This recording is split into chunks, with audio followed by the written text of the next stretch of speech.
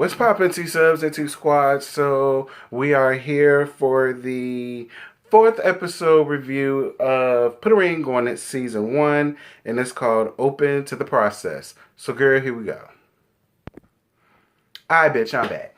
So we start off with Ashley and Hollywood doing the private session again, child. And y'all know Ashley is good for them rich white women Candace Tears, girl. And Dr. Nicole asks her, she knows that she's angry at Hollywood for what he did, but is she angry at herself for staying after he hurt her the first time? And she said yes. So I am glad that Ashley did come up off of that. And Dr. Nicole gave her some really good advice. She says, listen, you have to forgive yourself first, and then it'll make it easier for you to start to come around and forgive Hollywood for what he did. And I really hope that you do that, Ashley, because I really like you in Hollywood. I really would love for y'all to go on ahead and get married. I do want to invite when y'all do get married. Because, listen, the girls been hitting me up about them, Ashley. And look, I hear what you're saying, daughter, but they've been asking me about him. And you know, I feel like since me and you good Judies, I can tell you that. So I really hope you get that under control, girl. Anyway, so then we get down to Vince, and Vince goes out on his date with Jazzy. And Jazzy is actually really pretty. She almost looks like a K. Michelle by proxy, but she has the personality like she could have easily been the third member of BBOD. But I will say this, she asked him some really good questions and tried to dig down deep into why, you know, Tamika came off the way that she did. But then again, I understood why Tamika did come off like that, because she already sees Vince, and she sees Vince for his works. And to be honest with you, Jazzy, the way that you came in and the way that you was trying to talk to her, and Tamika is better than I ever would have been, child, because yeah, I'd have had to toss you up out my house just like Uncle Phil used to talk Jazz up out his house on Fresh Prince of Bel-Air. But that's a whole nother story for a whole nother day, child. Moving on. Shay and Michael are at home, and he has a son that stays with him during the summer, but he wants it to be more permanent. He asked Shay how she felt about it, and she says she feels like it was a change. It's something that wouldn't fit in with her, and it doesn't excite her. He needs to stay with his mama. And this is, Shay, you get on my nerves, because you want to be married so bad, but how the flying fuck you think this man gonna marry you, and you don't even want his son to stay with y'all? And that's his son. That's his seed. His son was swimming around his nutsacks before he even knew who the hell you was. That is a first love. And if you want to marry him, guess what, bitch? You're going to be marrying his son, because that's a package deal.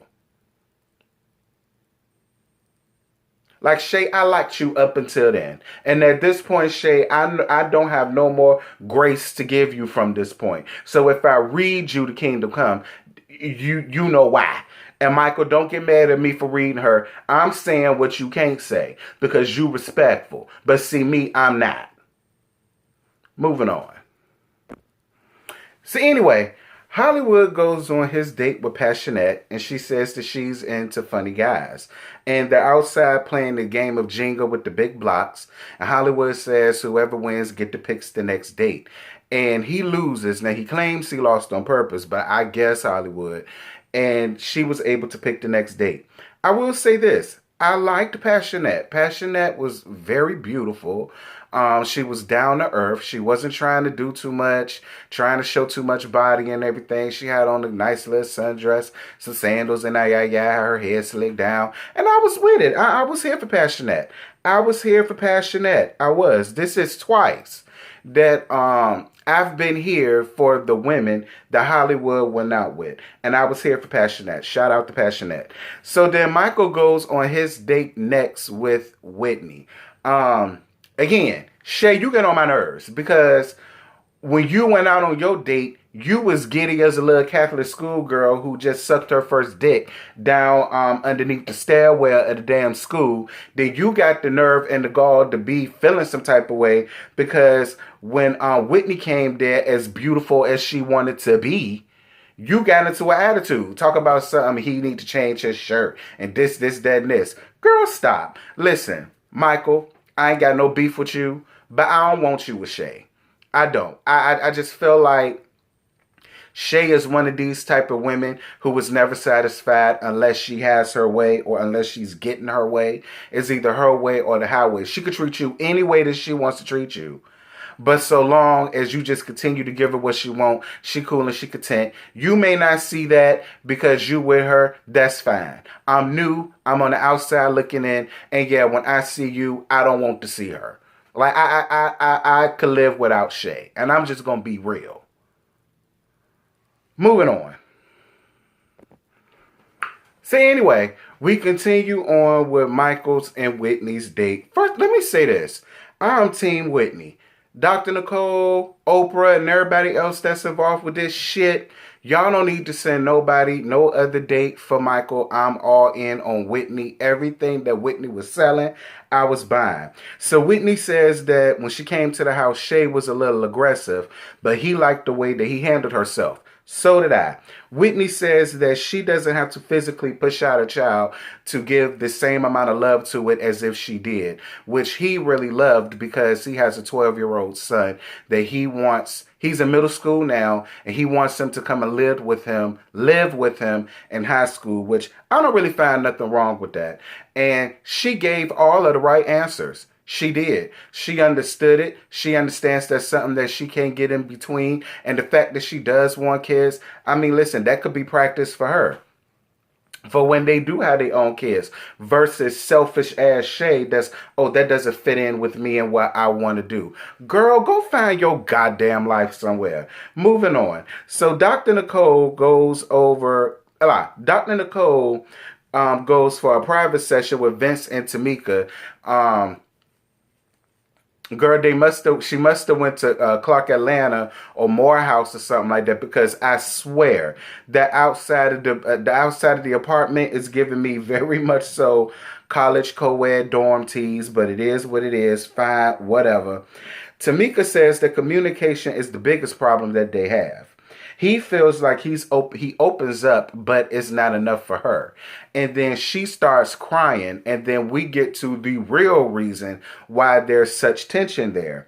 And she says that her main issue is that he blames her for what happened at the beginning of their relationship. He basically was like, well, that situation was done for me, but it wasn't done for the other woman. But he was finished with it.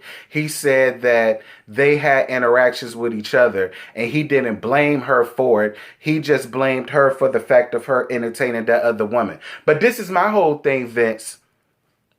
Had you got that stinking ass hood right together from the very beginning and deaded it the way that you should have from the very beginning, she wouldn't have had a reason to entertain it. So at the end of the day, it's your fault. You're the man of the relationship, and the both of them could not have been there without you. Take some ownership and some responsibility for what you did.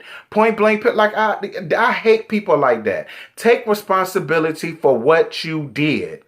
You can't put that off on her because you didn't handle your business the way that you were supposed to. Had that girl hitting up your new girlfriend. Girl, Tamika, you're a much better woman than I'll ever be, because I'd have ran my car, my Buick over him and that tired, dusty ass whore that he was with.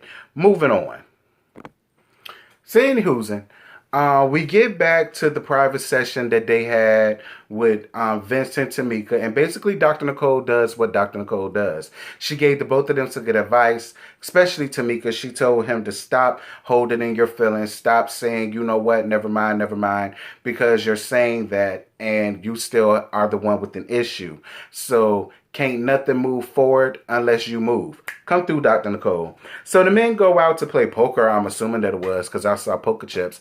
I mean, but y'all dealt out a whole bunch of cards, so it couldn't have been that. So what was it? Was it gin rummy, jungle gin, like my mama used to play on the computer? What was y'all playing, Hollywood and Michael? Hit me down in the comments. Michael says that he never loved anyone like he loves Shay, but Whitney is a huge temptation because she reminds him of her. And I was looking at the TV like a confused dog. Like, really? How sway? Where sway? Listen, I'm the one damn near going blind. Do you need some glasses? Because when I think of Shay and I think of Whitney, I don't lump them together. I don't. Like, and I'm about to be real. To me, Shay is Buckhead seafood. I mean, Whitney is Buckhead seafood. Shay is Red Lobster. Oh, and that's being nice. Cause Shay, I was about to say you a raggedy ass fish fillet sandwich down to McDonald's with extra tartar sauce and cheese. Uh, but fine, Michael, I'm gonna leave it alone. That's your world. So Hollywood says that he wants a threesome before he get married, but he doesn't want it with Ashley. He wants it with two new chicks, and he wants one of the chicks to be a little person. And I said, whatever, Hollywood. Like I was about to give you a little bit, but then when you threw in that little person thing, like Hollywood, I'm not taking you. I refuse to take you seriously, Hollywood. I refuse to take you seriously. And it is no shade to the little people, but I'm trying to get the image in my head and I just can't. And I was with Ashley's response. She said, okay, I'll straighten this side of my hair and I keep this side curly. There go your threesome. I know that's right. Ashley is a woman like I am. Bitch, I ain't sharing my man. Are you out your mind? That's the quickest way to lose your man is to share your man. No, ma'am. Moving on. So it's time for the couples to come back to the house for their little group session. And of course, Ashley and Hollywood had to go first. Hollywood says that he really enjoyed his date with Passionette. And Ashley said that she did enjoy her date with Andre. And Dr. Nicole both noticed the change that she saw in them from the last time that they were all together. And I did too. They won't arguing, they won't yelling, there won't no screaming, there won't no bad feelings. You know, they were joking with each other, laughing at each other. And I was all here for it. That's what I like to see. So Vince and Tamika goes next. Vince says that not Vince, Lord Jesus. Tamika says that her date was fun, but it did not meet her expectations. Vince said that he did enjoy his date. And then Dr. Nicole gives them some great advice again, particularly to Tamika about how not to be up in thinking thoughts and coming up with stories in her head. And I understood where she was coming from because I'm a Pisces. And I have done that several times. And I psyched myself up and geesed myself up on something that wasn't even the case. You know what I'm saying? So I'm really glad that she gave her that advice. And I really hope that Tamika learns to take that advice. So Michael and Shay go next. Shay goes on and on and on about how she really enjoyed her date with the guy that she was with and blah, blah, blah, blah, blah. And then Michael says that he really liked Whitney. And he says that he liked her so much they exchanged numbers and they have been texting each other. Now, normally, Michael, I would have been upset with you for doing that. And I would have said that it was disrespectful. But I mean, hey, look, I don't see it for Shay. So, you know, it is what it is. So then Dr. Nicole asked him, did they go out on another date? And we're about to find out as soon as this commercial break is over. So I'm going to be right back. So y'all, Michael let us all down, child, and said that he did not continue to really text Whitney and he, didn't go out on a second date with her again. I mean, Michael, I guess I got to give you props for being an upstanding man for that, but I mean, girl, not girl, because you all man. I mean, man.